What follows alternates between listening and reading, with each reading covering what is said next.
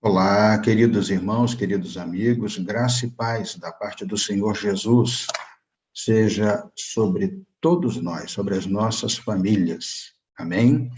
Queridos, estamos aqui para dar sequência à transmissão, dessas aulas do Evangelho de João, via Zoom, está sendo gravada, para que possamos acompanhar. Já é a quarto domingo, dia 28. Começamos no dia 6, com uma aula inaugural, depois, no dia 13, tivemos a primeira parte da primeira lição.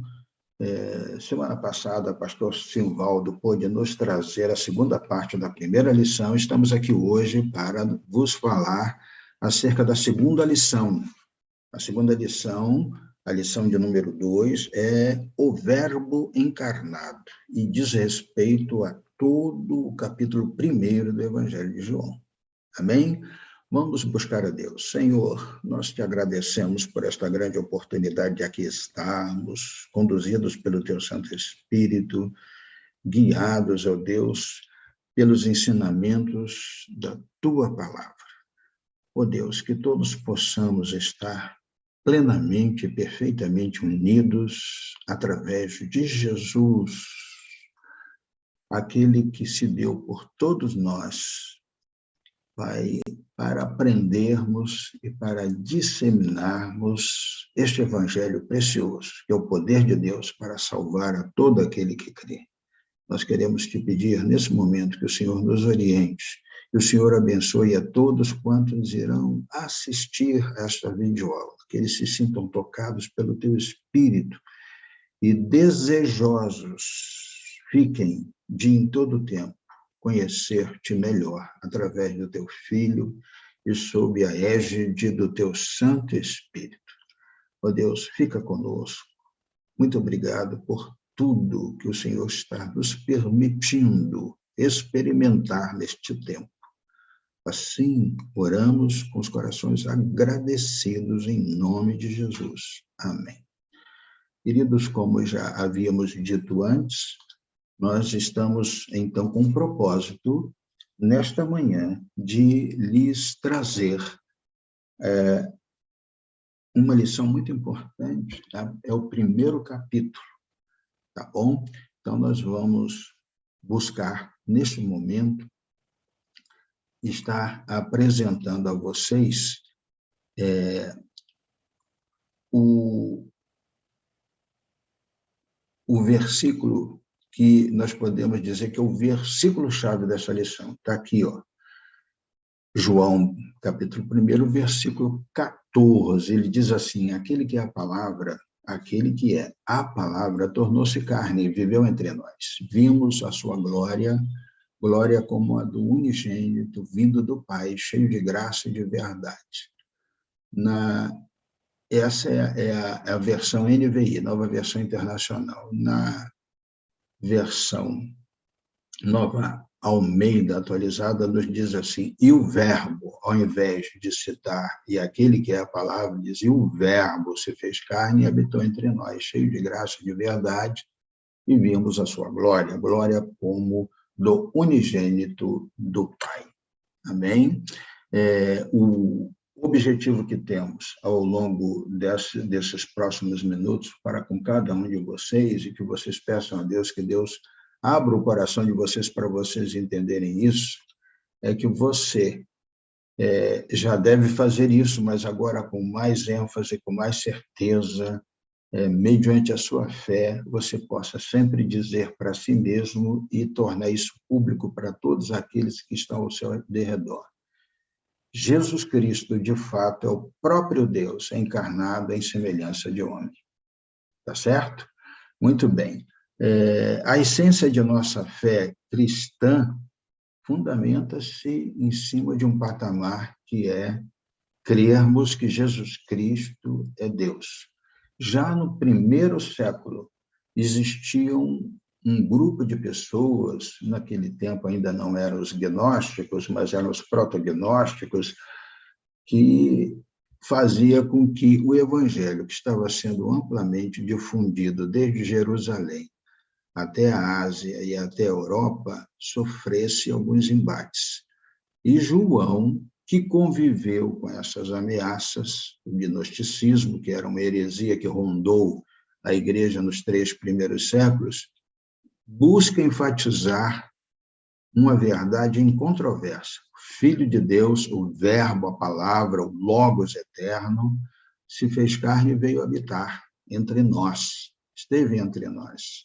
Daí, o firme propósito de João, o autor desse evangelho, deixar claro para todos os seus leitores daquele tempo, de tempos passados, portanto, dos tempos presentes em que vivemos e dos tempos futuros em que viveremos, que Jesus é o Filho de Deus encarnado e que eles não deveriam, e que eles deveriam confiar indubitavelmente nesta verdade para receber a vida eterna. Então, percebe-se que, ao longo do Evangelho de João, ele estará o tempo todo defendendo a divindade de Cristo, tá certo? Muito bem. Assim sendo, vamos passar para uma... vou fazer aqui para vocês uma outra apresentação. Me desculpem que eu estou iniciando nessa atividade, mas aí está. Nós vamos passar para vocês alguns slides sobre o Evangelho de João. Então, essa figura linda é como se estivéssemos dentro do túmulo do Senhor Jesus, observando primeiramente a pedra rolada, o túmulo está vazio, e aquele que naquela cruz entregou-se por nós, ele esteve por 3 dias sepultado, mas ao terceiro dia ele ressurgiu. Isso é um quadro, uma pintura, uma forma muito bonita de vermos a obra redentora de Cristo. Então, queridos irmãos, vamos buscar, uma vez mais, repetir, o versículo-chave é este aí: o Verbo se fez carne e habitou entre nós, cheio de graça e de verdade, e vimos a sua glória como do unigênito do Pai. Você, ao estudar essa lição, vai entender, vai cada vez mais edificar sobre esta premissa. A sua fé vai lhe conduzir cada vez mais para você afirmar que Jesus Cristo é o próprio Deus encarnado em semelhança de homens. Tá bom? Como já disse anteriormente, a essência da fé passa fundamentalmente por crermos que Jesus é Deus. Tá certo?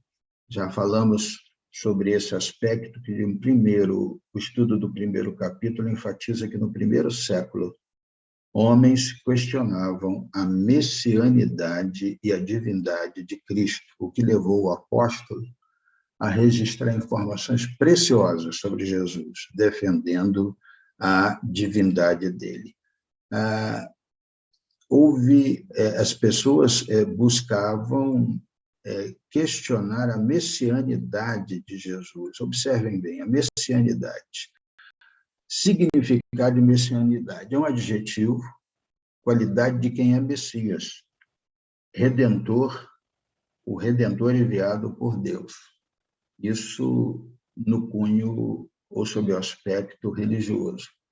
Para o cristianismo, é a característica que se refere a Jesus Cristo, porque Jesus Cristo era o Messias, o Redentor, que ao longo de toda a palavra, desde lá do Éden, quando o Senhor, ao punir a serpente, disse que da mulher nasceria um que pisaria na sua cabeça, desde aquele momento que o Messias é prometido, o Messias é dito na palavra que viria, e ele veio. Então, segundo o judaísmo, o Messias ainda não veio. Ele veio, mas eles não o reconheceram, rejeitaram. Então, segundo o judaísmo, a qualidade o Messias seria um descendente humano do rei Davi, capaz de restaurar Israel e o reino de Davi. Tá certo, meus queridos irmãos? Assim sendo, a gente busca mostrar para vocês a possibilidade concreta concreta de que o Senhor Jesus é o Messias prometido. E é Deus, se fez homem e esteve entre nós. Tá bom? Continuando, estou tendo alguma dificuldade aqui, mas daqui a pouco eu vou me adaptando. A gente vai dividir, então, esse primeiro capítulo em duas partes. Uma primeira, que se estenderá do versículo 1 até o versículo 14, que é o prólogo deste evangelho. E uma segunda parte, que vai do versículo 15 até o 51. E há uma observação a ser feita aqui pelo autor de nossa revista, da nossa lição: se o conteúdo do Evangelho de João se perdesse e sobrasse apenas o prólogo, esses primeiros 14 versículos, por certo, o leitor seria capaz de identificar o propósito para o qual o Evangelho de João foi escrito. É muito claro o fato de que a intenção era demonstrar a graça de Deus revelada por meio da encarnação do Verbo, o Senhor Jesus. Seguindo, aqui nós vamos fazer algumas menções às doutrinas que graçavam naquele primeiro tempo e que, em cima delas, Jesus, ao escrever o seu evangelho, que foi um dos últimos a ser escrito, quando ele foi divulgado, quando ele foi enviado às igrejas e foi lido nas igrejas, os 3 primeiros evangelhos, Mateus, Marcos e Lucas, já estavam circulando há muito tempo. E, naquela época, existia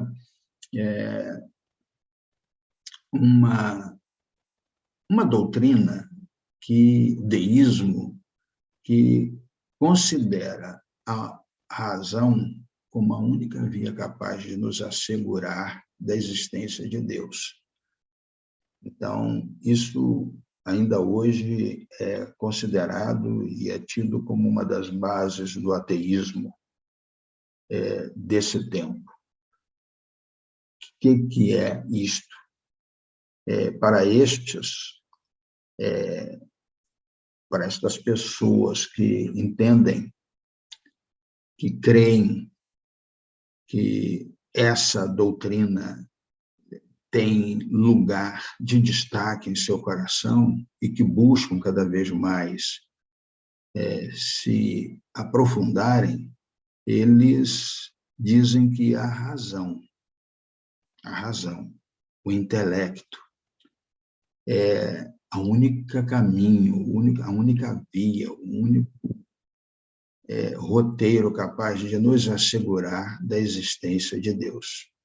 E por isso, pela razão e não pela fé, eles são ateus, porque eles não acreditam que o Senhor Deus existe e que criou todo o universo e que nos ama e que, através do seu Filho, deu uma prova inequívoca de que deseja salvar a todos os que creem.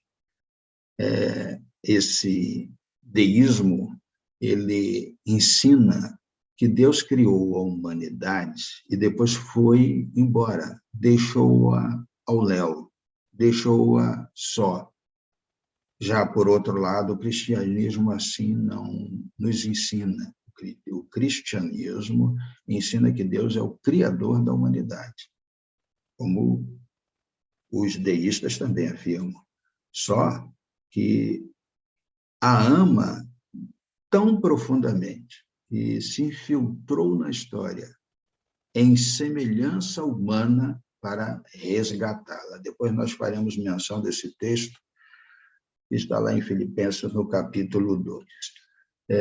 Nessa linha de raciocínio, os 3 primeiros versículos desses 15 que compõem o prólogo, eles nos ensinam, através do apóstolo João, que o verbo, ou seja, a palavra, o logos, ou seja, Jesus, o Filho, é o próprio autor de toda a criação. Nós precisaremos, então, ter a oportunidade de lermos estes 3 primeiros versículos, para que assim possamos nos aprofundarmos e estarmos um pouco mais devidamente centrados nesta palavra.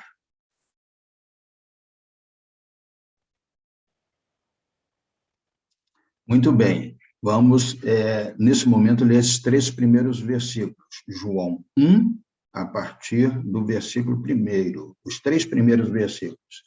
Diz assim a palavra de Deus. Vamos apresentar isso para que vocês possam ter a oportunidade de nos acompanhar.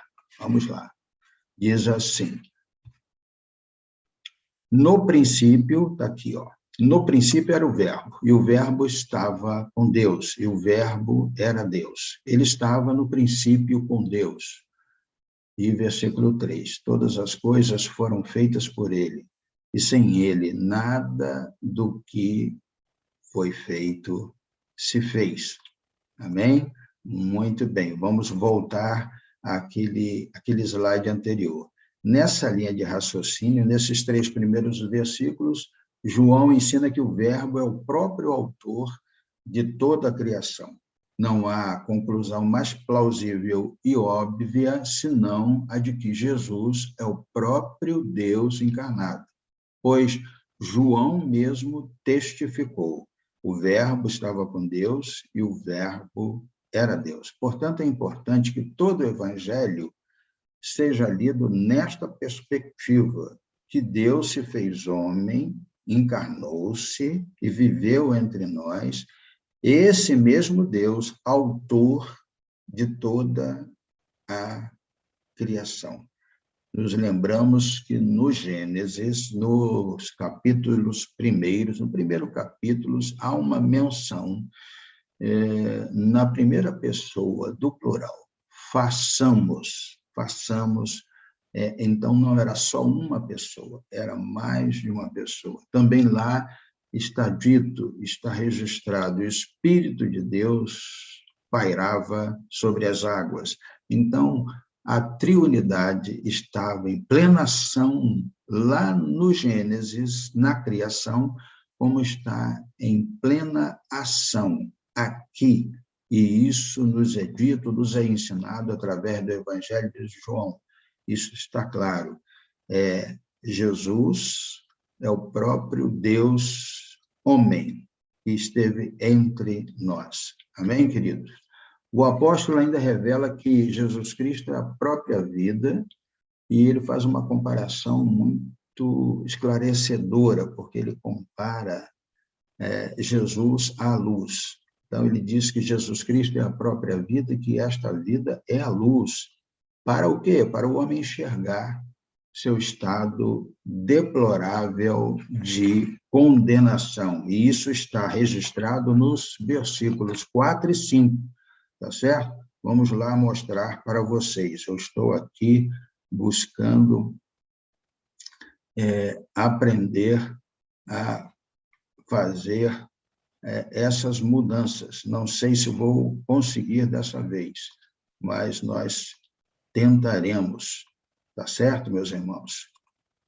Diz assim a palavra de Deus. Vou agora mostrar para vocês essa expressão aqui, versículo 4. Diz assim, ó, aqui está, siga a seta do meu mouse. A vida estava nele, a vida era a luz dos homens.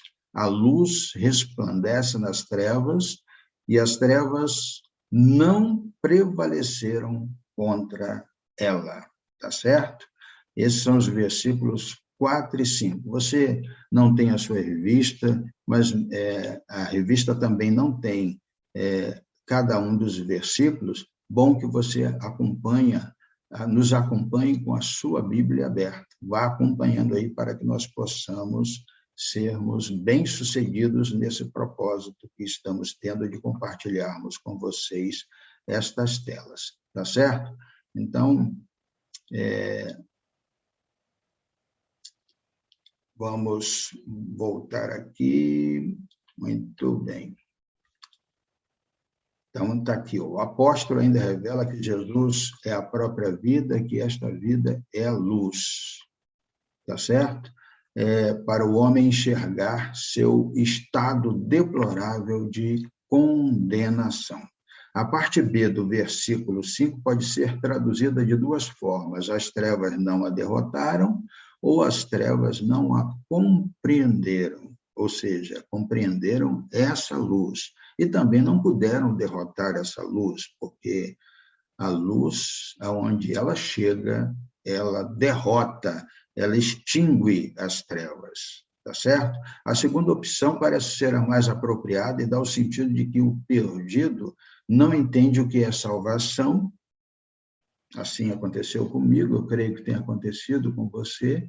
Nós não entendemos o que é salvação até que Cristo se revele como a vida ou como a luz que nos dá o entendimento.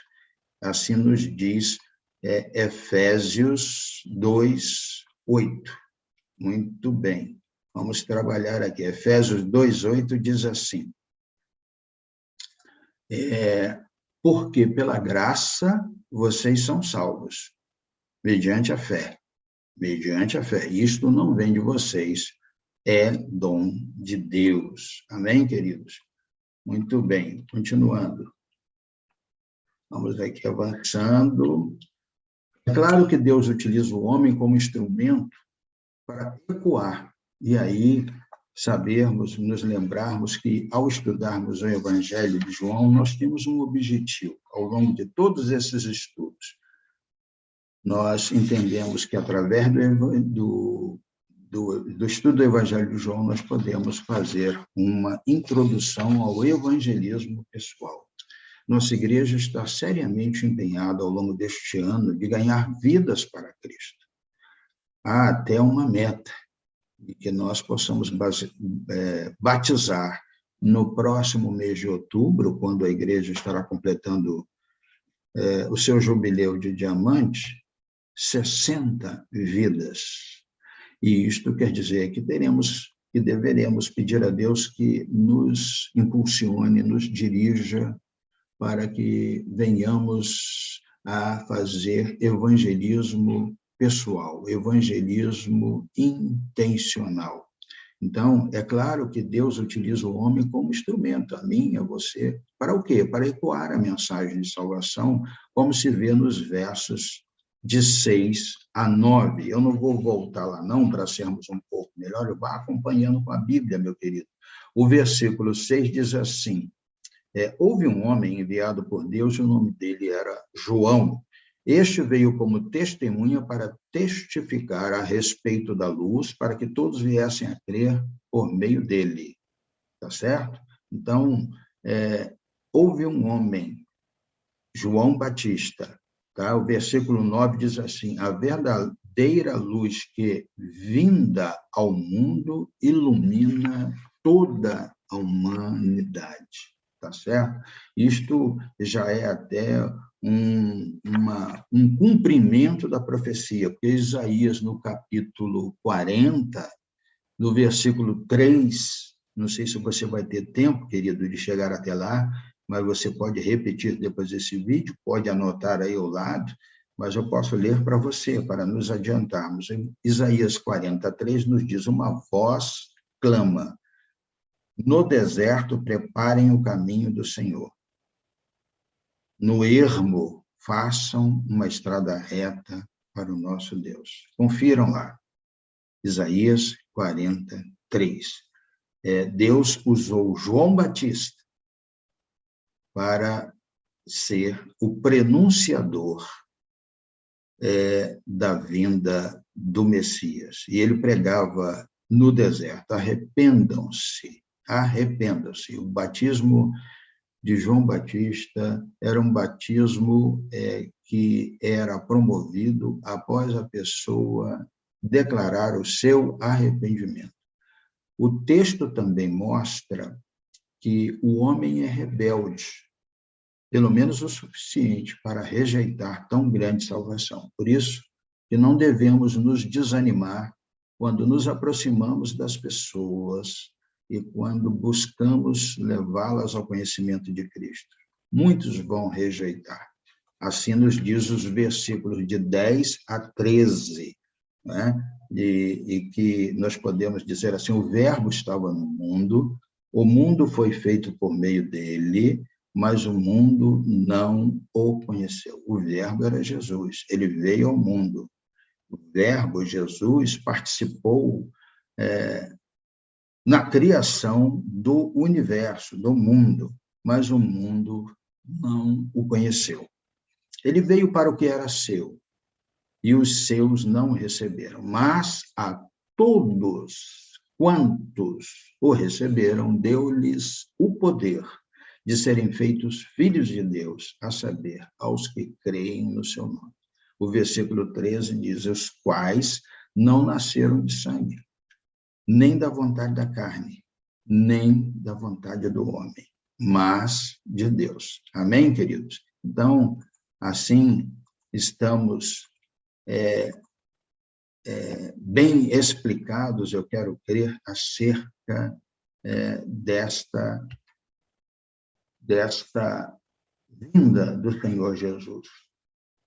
Isso é importante que foi dito, porque nem todos creem que Jesus era Deus, nem todos creem que Jesus veio.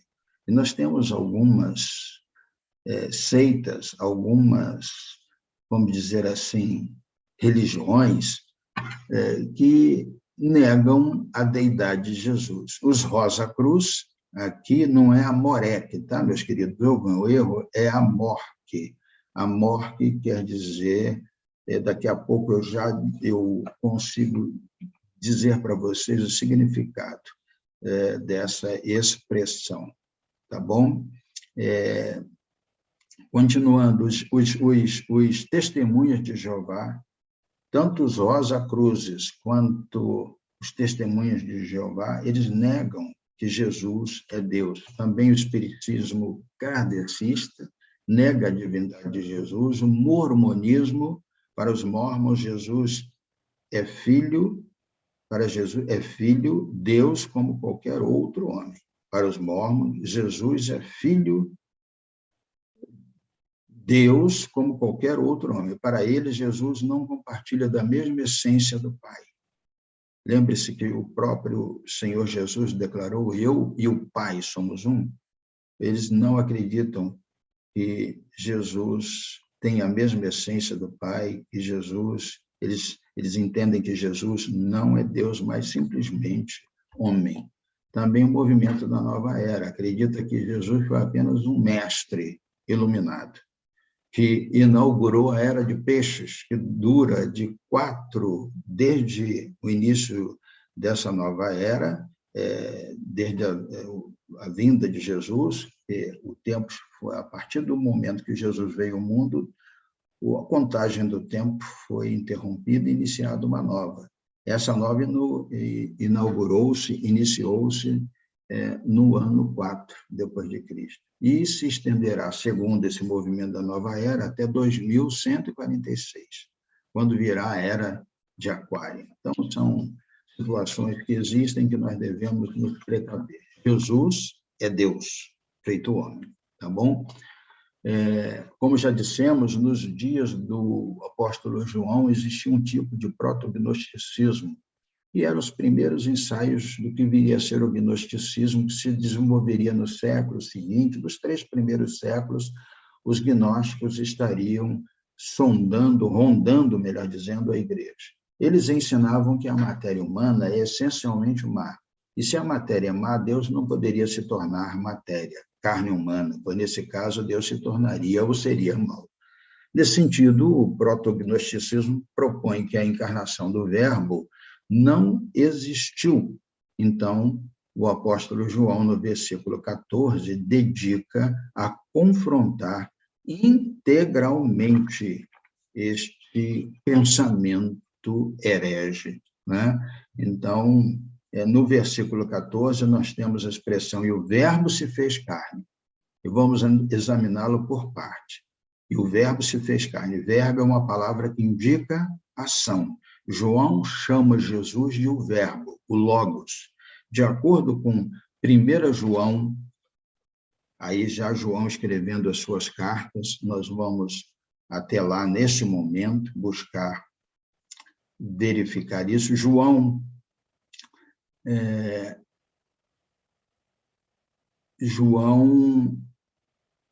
deixa-me ver aqui, queridos, eu estou já achando, está aqui, ó.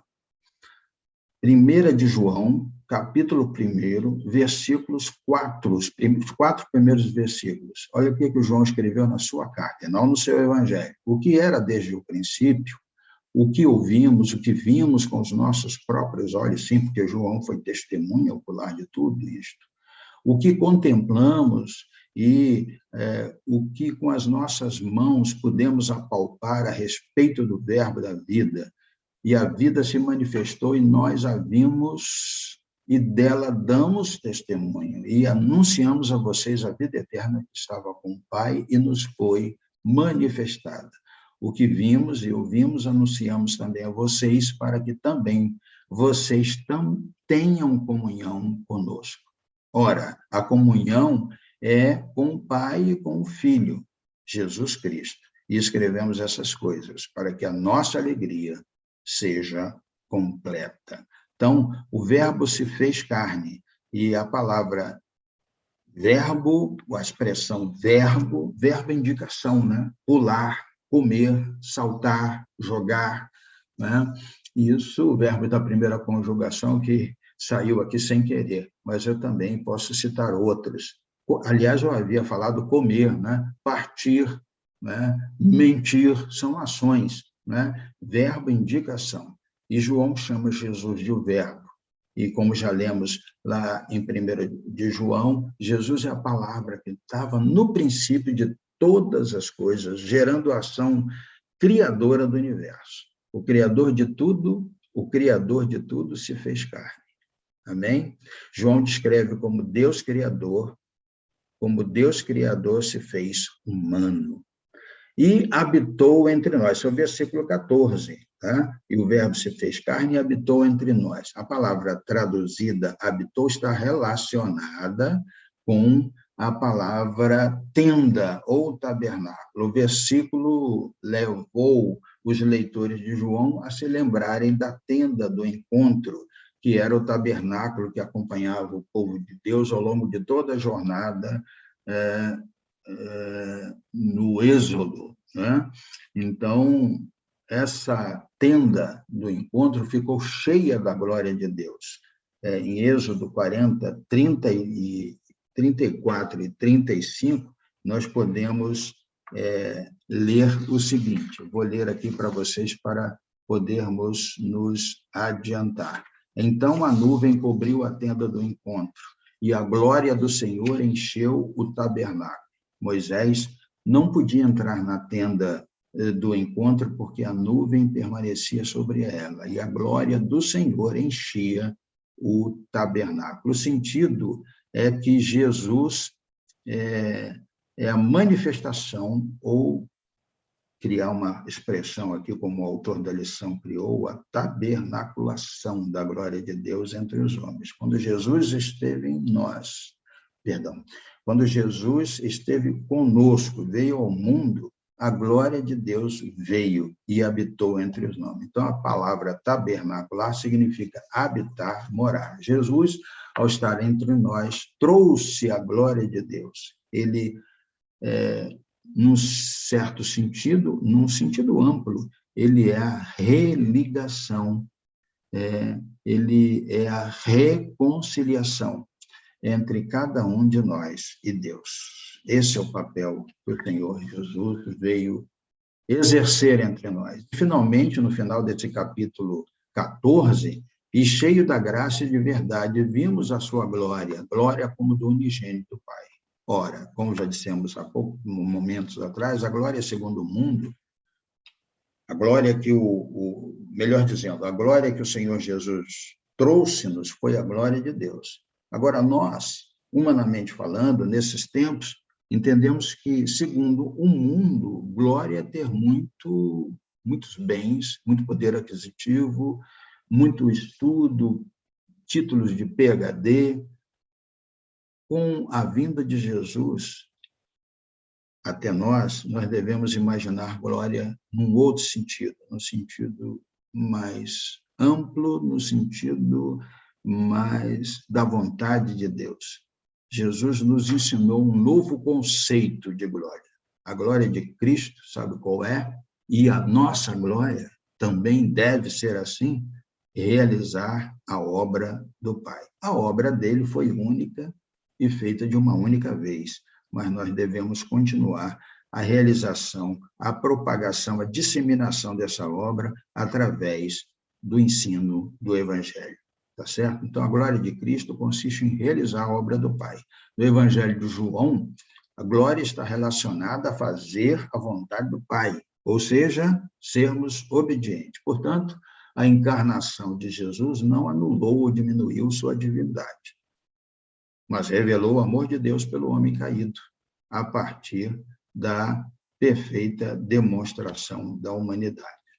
Tá certo? Agora, nós que tivemos a oportunidade de verificarmos os 15 primeiros versículos, que foi o prólogo do Evangelho, vamos passar à segunda parte, que é a continuidade da descrição de vários atributos de Cristo, de várias características que remontam à identidade de Cristo, que nos faz ver perfeitamente perceptível como é esse Cristo que veio ao mundo para nos salvar. Cristo, perfeitamente o homem, perfeitamente Deus, 100% homem, 100% Deus. E a partir do versículo 15, então, nós vamos ter a oportunidade de ver isso. Agora nós vamos do 15 até o 51, e vamos, porque precisamos avançar, tá bom? Manifestação da graça. No verso 15,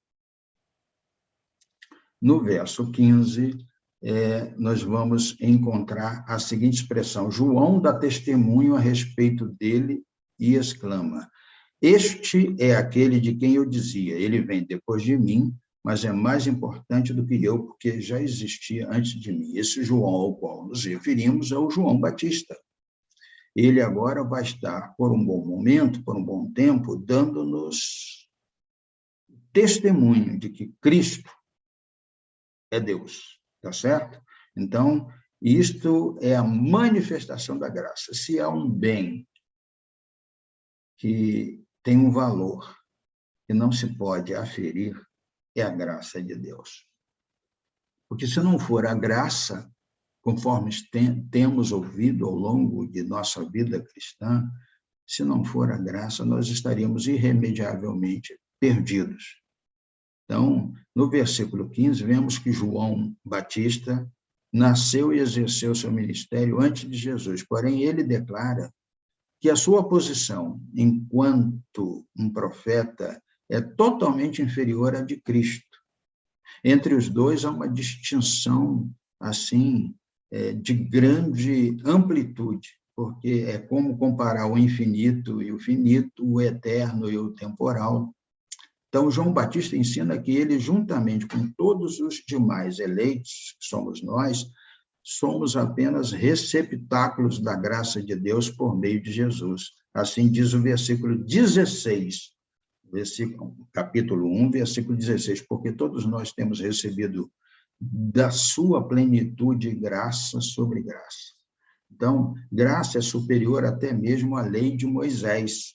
Veja o que diz o versículo 17, porque a lei foi dada por meio de Moisés. A graça e a verdade vieram por meio de Jesus Cristo, tá certo? Então, a graça tem um valor tão grande que ela chega a ser superior até mesmo à lei de Moisés, o que não faz com que a lei de Moisés seja preterida. Apenas a graça possui um valor substancialmente maior que a lei de Moisés. Ele não está negando, João Batista, nesse momento, nessa expressão que ele usou agora no versículo 17, ele não está negando a presença de graça e verdade na lei, tá certo? a graça e a verdade também estavam presentes na lei. Em Êxodo 34, versículo 6, nós podemos, anote aí e veja lá depois. O Senhor passou diante de Moisés e proclamou: o Senhor Deus, compassivo e bondoso, tardio em irar-se e grande em misericórdia e fidelidade. Também Davi, num dos seus salmos, Salmo 86, versículo 15, diz-nos assim: mas tu, Senhor, és Deus, compassivo e bondoso, tardio em irar-se, grande em misericórdia e fidelidade. Né? É como se Davi estivesse inspirado, tivesse lido e tivesse refletido sobre essa expressão de Êxodo 34, 6. Então, João Batista não nega a presença da graça e da verdade na lei, mas afirmando que a nova aliança em Cristo, no sangue de Cristo, é superior à antiga aliança. Muito bem, no verso 18, já no verso 18, nós vamos ter João, agora não o Batista, o apóstolo, o escritor do Evangelho, argumentando que Deus, sendo Espírito, é invisível à visão física. Nem Abraão, que, segundo Isaías 41, 8, foi amigo de Deus, diz-nos assim, Isaías 41, versículo 8, mas você, Israel, meu servo, você, Jacó, a quem escolhi, você, descendente de Abraão, meu amigo, nem Abraão viu Deus face a face, tá certo? Eles não puderam ver, muitos personagens bíblicos não puderam ver a glória de Deus em sua plenitude. Êxodo 33, 20 nos diz assim, e acrescentou, você não poderá ver a minha face, porque ninguém verá a minha face e viverá. Expressão de Deus para Moisés. E se nós continuarmos a ler Êxodo 33, 20, lermos 21, 22, 23, diz assim, ó, você verá as minhas costas, mas a minha face ninguém poderá ver. Então, Deus, sendo Espírito, é invisível à visão física. Entretanto, agora, nesse tempo, João, o apóstolo, o escritor desse evangelho, nos diz, a glória se tornou conhecida aos homens na figura de Jesus. Vemos o Pai quando olhamos para o Filho. João 10, 30 nos diz assim, eu e o Pai somos um. João 14, de 8 a 10, nos diz assim, Filipe disse a Jesus, Senhor, mostre-nos o Pai, e isso nos basta. E Jesus respondeu, não há tempo, há tanto tempo estou com você, Filipe, e você ainda não me conhece, quem vê a mim, vê o Pai. Tá bom? Então, queridos, essa é mais uma das características de Cristo. Ele se fez homem e manifestou a glória de Deus entre nós. Também, Jesus é maior que o profeta. João continua argumentando com os seus leitores acerca da identidade de Jesus. Entretanto, é possível que você pergunte, mas o texto não está discutindo somente a identidade de João Batista? É verdade que a narrativa mostra a discussão entre João Batista e os religiosos da época. Na ocasião, perguntas foram feitas acerca da identidade de João Batista, mas observe o seguinte, os religiosos não estavam preocupados em saber quem é João Batista, porque eles estavam muito mais interessados em condená-lo, porque eles não concordavam com ele, porque ele estava batizando, mesmo não sendo o Cristo, segundo nos diz os versículos 24 e 25 e o 28, tá certo? Vejam depois lá que vocês vão acompanhar esta conversa que foi descrita entre João o Batista e os fariseus que foram até ele. Tá? Versículo 19 até o 28, tá bom? Nos versículos 26 e 27, João Batista sempre busca estar acima da vontade daqueles fariseus que o foram procurar, porque ele estava muito mais preocupado em anunciar que ele, João Batista, era menor que Jesus. Ele não estava interessado em falar de si mesmo, estava interessado em falar de Jesus. Versículos 26 e 27 diz assim: João respondeu: eu batizo com água, mas no meio de vocês está alguém que vocês não conhecem. Ele vem depois de mim, mas não sou digno de desamarrar as correias das suas sandálias. Essas coisas aconteceram em Betânia, no outro lado do Jordão, onde João Batista estava batizando. Seguindo esse raciocínio e usando o argumento e a história de João Batista, a ideia do apóstolo João foi se apropriar desses fatos e mostrar que Jesus Cristo é maior até mesmo que João Batista, o profeta. Se observarmos as perguntas dos versos de 19 até 22, verificamos que João Batista foi capaz de dar respostas claríssimas acerca de si mesmo, porque ele sabia perfeitamente quem ele era. Versículo 23 diz assim: então ele respondeu: eu sou a voz do que clama no deserto, endireitem o caminho do Senhor, como disse o profeta Isaías. Ele mesmo testemunha acerca de uma mensagem profética de Isaías. E para que existia, então, João Batista foi capaz de dar respostas claras acerca de si mesmo, porque ele sabia perfeitamente quem era e para que existia. E sabia também que Jesus era infinitamente maior que ele. Nesse sentido, tanto João Batista quanto o apóstolo João declaram a superioridade de Cristo. E vamos continuar vendo mais fatos relativos à identidade de Cristo. Cristo é o Cordeiro de Deus, versículos 29 até 31. Note a importância da atribuição da figura de um animal que era próprio para o sacrifício pelo pecado. De modo geral, as pessoas acreditam que podem vencer o pecado por meio do esforço próprio. Entretanto, sabemos que o pecado está cauterizado em nossa alma com tanta força que só Cristo é que pode nos livrar. É que tira o pecado do mundo. Versículo 29. O versículo 29 diz assim: no dia seguinte, vendo que Jesus vinha em sua direção, João, o Batista, disse: eis o Cordeiro de Deus que tira o pecado do mundo. Então, eis um motivo de Jesus ser identificado como Cordeiro de Deus, porque verdadeiramente ele tirou o pecado do mundo. Ele tornou possível a nossa religação com Deus. Caídos que estávamos, né? Agora já não estamos mais caídos, somos regenerados, estamos em processo de santificação.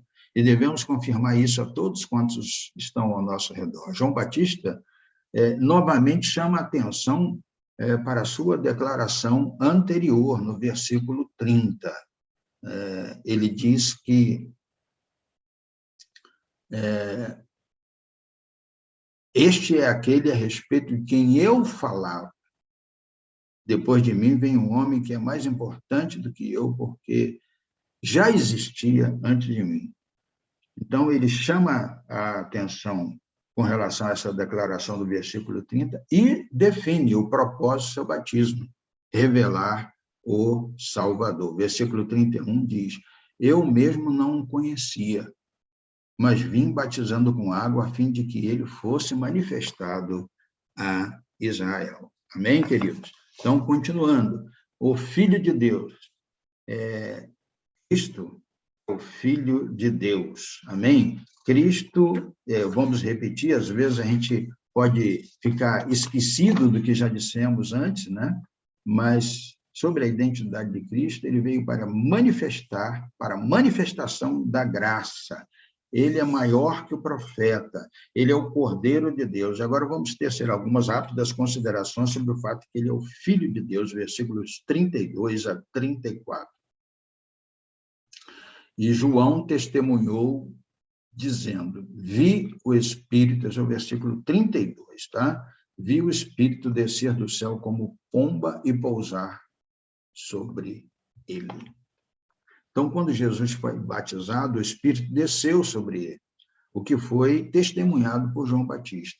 Portanto, Cristo é quem batiza com o Espírito, versículo 33. Eu não conhecia, aquele, porém, que me enviou a batizar com água, me disse, aquele sobre quem você vir descer e pousar o Espírito, esse é o que batiza com o Espírito Santo. Então, quando cremos em Cristo, quando entendemos, por obra e graça do Espírito Santo, que devemos reconsiderar a nossa trajetória de vida, devemos nos arrepender e devemos entender que Cristo é Deus feito homem, isso é por obra do Espírito. E aí, nesse momento, nós somos selados com o Espírito de Deus, e ele não mais fica agindo externamente, mas ele agora está dentro de nós. E nós, como Paulo nos afirma, somos o templo do Espírito Santo. Jesus é o Filho porque participa da mesma essência com o Pai. Veja o versículo 34. Pois eu mesmo vi e dou testemunho de que ele é o Filho de Deus. Jesus é o Filho porque participa da mesma essência com o Pai, o que não declaram aquelas seitas sobre as quais falamos, Testemunhas de Jeová, Rosa Cruz, kardecista, mormonismo, da nova era. Graças a Jesus, somos reconhecidos como filhos adotivos de Deus. É o versículo 12, tá certo?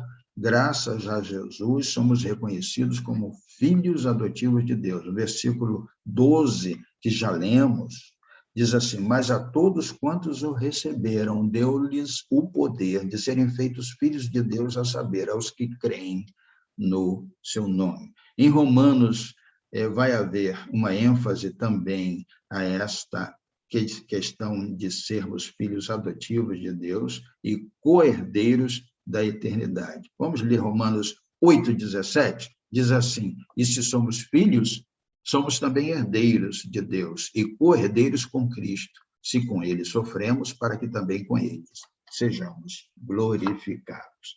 Continuando, Jesus Cristo é o Messias prometido. Messias prometido. A narrativa descreve que João Batista estava com 2 discípulos, versículo 35. No dia seguinte, João estava outra vez na companhia de 2 dos seus discípulos, João Batista. A narrativa descreve que ele estava com 2 discípulos. E ao ver Jesus passando, João exclama, eis o Cordeiro de Deus, versículo 36. Ao ouvir que Jesus estava por ali, os 2 discípulos prontamente decidiram segui-lo de perto, seguir a Jesus. Aqueles discípulos se dispuseram a permanecer e aprender com ele. Isso nos faz, rapidamente, refletirmos, porque não temos muito tempo, mas poderemos fazê-lo depois. Que atitude digna de todo o aplauso.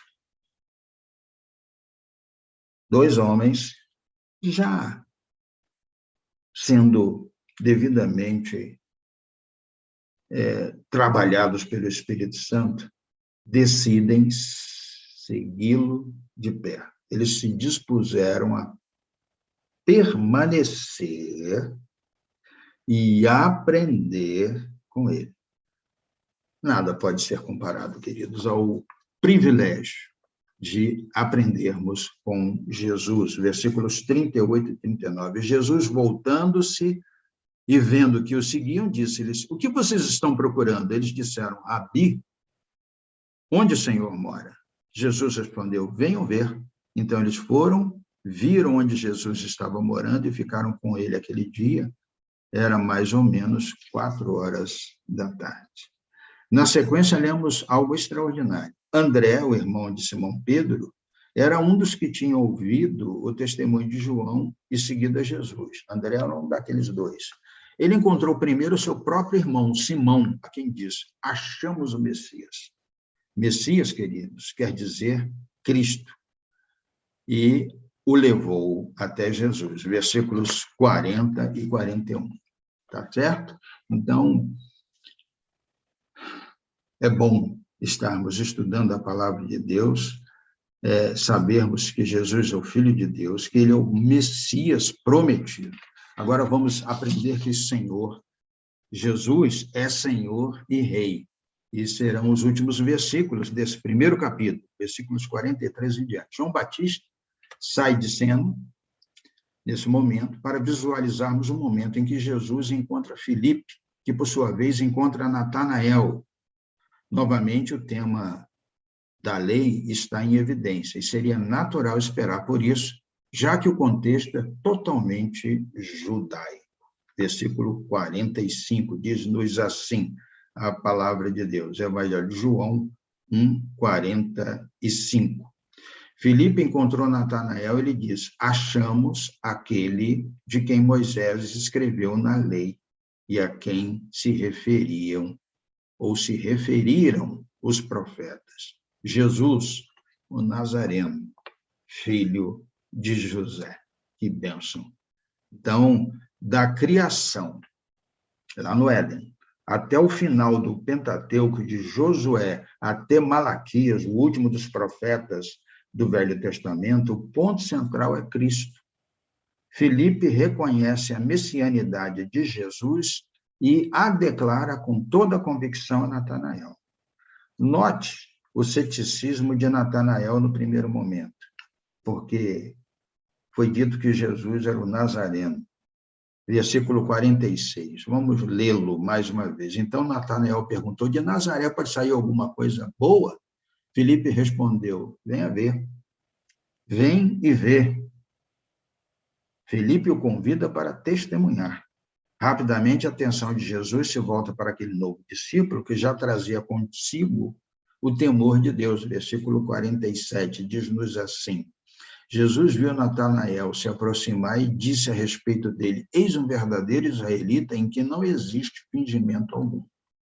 Então, Filipe leva Natanael, Jesus vê em Natanael um verdadeiro israelita, e vê que ele já trazia consigo o temor do Senhor, a ponto de destaque, e o ponto de destaque aqui é que Natanael era um israelita, ou seja, ele conhecia a lei e os profetas. Seu espanto e sua declaração se traduz na seguinte frase, mestre, o Senhor é o Filho de Deus, o Senhor é o Rei de Israel. Versículo 49.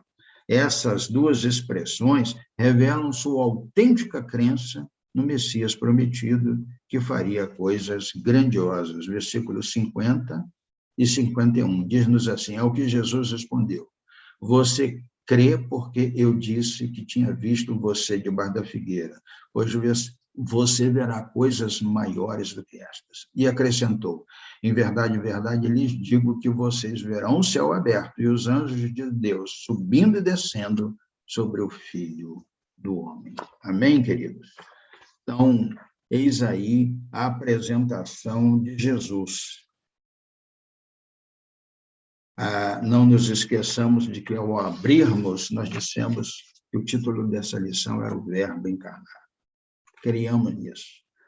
Como é bom, queridos, conhecermos mais sobre a identidade do nosso Senhor Jesus Cristo. Sabermos, de fato, quem Ele é. E, com isso, constatarmos que Ele fez uma obra maravilhosa e a fez por todos nós. Por toda a Bíblia, o Senhor vem se revelando a nós como Criador, como o Messias prometido, como Cordeiro de Deus, como Salvador, como Deus encarnado. Louvamos a Deus por fazermos parte daqueles que não negam a absoluta autoridade de Cristo. Tá certo? Sendo, pois, queridos, conhecedores, sabedores da identidade de Cristo, o Messias, o Verbo encarnado, nós não podemos fugir da responsabilidade que temos de utilizar deste conhecimento que nos sobreveio pela fé para relatá-lo a todos que nos são próximos. anunciemos a Cristo, o Verbo encarnado, em todos os dias de nossa existência, até que ele venha. Oremos. Pai querido, Pai de amor, Pai de infinita misericórdia, nós louvamos e engrandecemos o teu santo nome. Nós queremos, ó Deus, te agradecer por sua infinita misericórdia, pelo seu infinito amor, que nos distingue a todos sem exceção. O Senhor ama a todos e deseja que todos se salvem e sejamos pessoas que em todo o tempo não deixem de espelhar a Cristo em nossas vidas. Assim oramos e agradecemos ao Senhor no nome precioso de Jesus. Amém. Queridos, muito obrigado. Sou uma pessoa que está buscando se aprimorar nessas novas tecnologias para fazer o melhor para Cristo. Continue orando por mim, continue orando pelo pastor Simvaldo, e orem também para que mais pessoas se acheguem, se juntem a nós nessa tarefa de transmitirmos o teu santo evangelho, o santo evangelho de Cristo. Queridos, vocês são parte importante nisso. Divulguem esse trabalho, passem para outros, para que todos possamos termos o evangelho de João como um instrumento de evangelismo pessoal, que possamos aprender e reviver este evangelho da primeira à última página, para que assim possamos transmitir aos que nos cercam. Tá bom? Um grande abraço, que vocês tenham uma boa aula e qualquer coisa escrevam para nós lá no grupo. Vocês, a grande maioria, estão no grupo, escrevam lá suas impressões, suas dificuldades, conte para nós, tá bom? Um grande abraço. Fiquem com Deus.